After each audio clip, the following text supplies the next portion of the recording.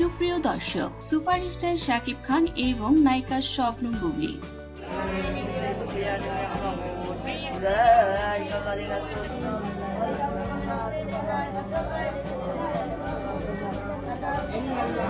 দুজনের সম্পর্কে এখন ফাটল ধরেছে। তবে সন্তানের জন্য তারা দুজনই এখন একটি সিদ্ধান্তে উপনীত হয়েছেন। তারা সন্তানের জন্য হলেও এক হওয়ার চেষ্টায় রয়েছে। শাকিব খান এবং বুবলির বাস্তব জীবনের বন্ধন ভেঙে গেলেও সন্তানের জন্য তারা এখন ভীষণ চিন্তিত। তবে এবার আবারও নতুন করে আলোচনায় এসেছে নায়িকা শবনম বুবলি এবং শাকিব খান। কেননা এই প্রথম নায়িকা শবনম বুবলি তার সন্তান শেহজাদ খান বীরকে এবার মাদ্রাসায় ভর্তি হওয়ার খবর দিলেন।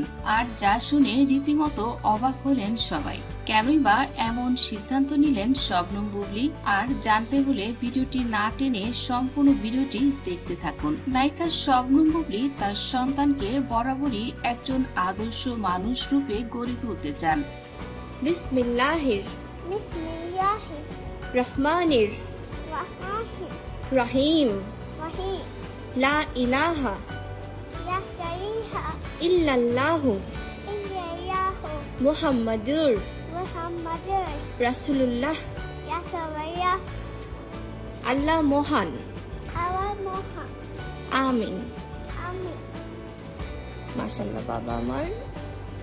নায়িকা শবনম বুবলি বলেন, আমার সন্তান সব দিকেই শিক্ষিত হবে। বাংলা ইংরেজির পাশাপাশি আমি চাই আমার সন্তান ধর্মীয় শিক্ষায় শিক্ষিত হোক। বুবলি বলেন, পার্থিব জীবনই আমাদের শেষ নয়। এ কারণে এবার তিনি চিন্তা করেছেন সন্তানকে এবার মাদ্রাসায় ভর্তি করবেন। ইসলামিক আদর্শেই তিনি তার জীবন গড়ছেন।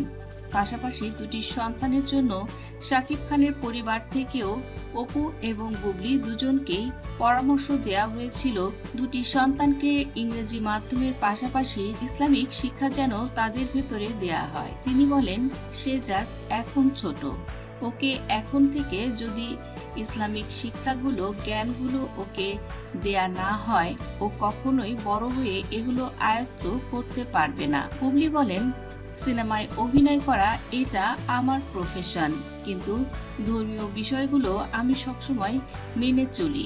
আমার সন্তানটাকে আমি ইসলামিক শিক্ষা জ্ঞান সবকিছু দিয়েছি।